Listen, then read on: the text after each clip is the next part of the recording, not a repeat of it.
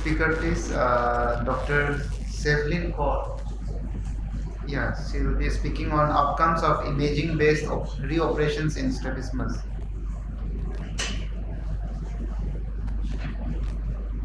Thank you very much. I will be using the term AIOC for anti-assignment optical coherence tomography. So we need a precise measurement of extraocular muscle insertion because it's the key to surgical decision making in strabismus. But for primary surgeries, we often do not require knowing the insertions, and it is primarily of value in reoperations only. Reoperations being reportedly needed in 20 to 40% patients undergoing strabismus surgery.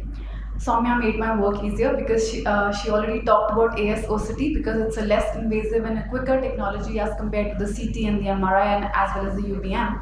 And the accuracy in primary muscle surgeries of the AIOC is very high. It goes to the extent of 90%. But reports in strabismus reoperations are only a handful. So we wanted to assess the role and the precision of the AIOC preoperatively, strabismus reoperations alone, and compare it with gold standard caliper measurements. It was a prospective case series done at the Advanced Eye Center over a period of 3 years, where we recruited patients aged 6 to 60, patients who had a bad AIOC scan and who could not cooperate, or patients with nystagmus and surface abnormalities precluding a good scan were excluded. All patients underwent a detailed ophthalmic examination, the motor and sensory. The plan of surgery was made on old photographs, on the history and the clinical examinations, since all of these were reoperations. The muscle insertions were then measured on the swept source AIOC, and the plan of surgery was revised if needed based on the AIOC scans. The measurements were done by a masked observer comparing to the caliper measurement at the time of surgery. And if there was a discrepancy between the AIOC findings, the plan of surgery was changed on table depending on the intraoperative finding of the muscle. We did recruit 39 muscles of 19 subjects, and the average time after the first surgery was around 9.6 years. We mostly had exotropias, most important being the consecutive exotropia group, and we imaged both lateral and medial rectus equally, including inferior rectus in trauma as well.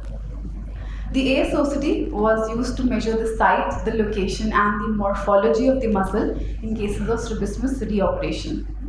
As you can see, the normal AIOC scans on the right is the normal muscle looks like a hyporeflective band, which can be measured from the angle. We don't usually use these limbus on the AIOC because, as the previous chairperson had said, that it's a very broad zone. So we use the angle, which gives us a consistent measurements on the AIOC.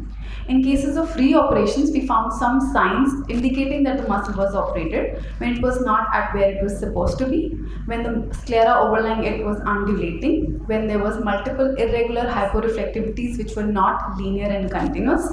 The outer coat thickness also gave us a clue of a reoperation. Overlying cyst on the muscles also told us that it might be a resurgery. And when we failed to localize the muscle, we also considered it as a sign of reoperation. When we compared it to our clinical examination, we could tell in 73.6% based on the conjunctival scars that which I was operated, but AIOC told us in 100%. Which muscle was operated was revealed only in about half, and the AIOC's accuracy went up to 99.9. On the clinical exam, there is no way to tell us whether muscles have been recessed or resected or shifted, but on the AIOC we could get this information.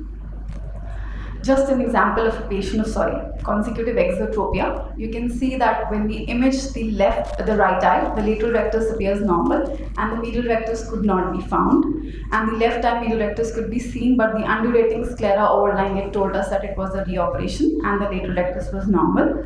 So we knew that the patient had underwent a bilateral medial rectus recession, but we advanced only one eye's medial rectus because that's what we could see on the AIOC, and giving the advantage of an untouched lateral rectus compared to the intraoperative findings, and got a good outcome.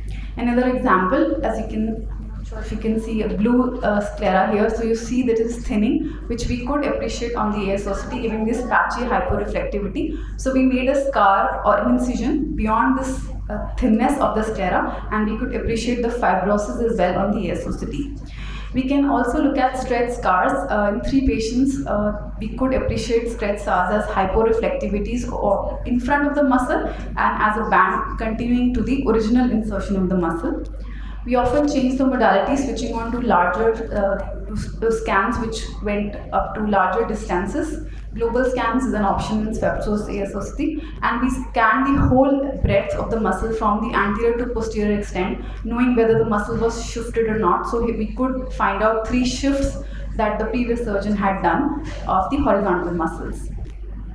We correlated these findings with the intraoperative measurements, and we found that in 7 patients, after looking at the ASOC scans, the surgeon actually changed their plan, so 42%, and the accuracy was within 1 mm in 92.3%.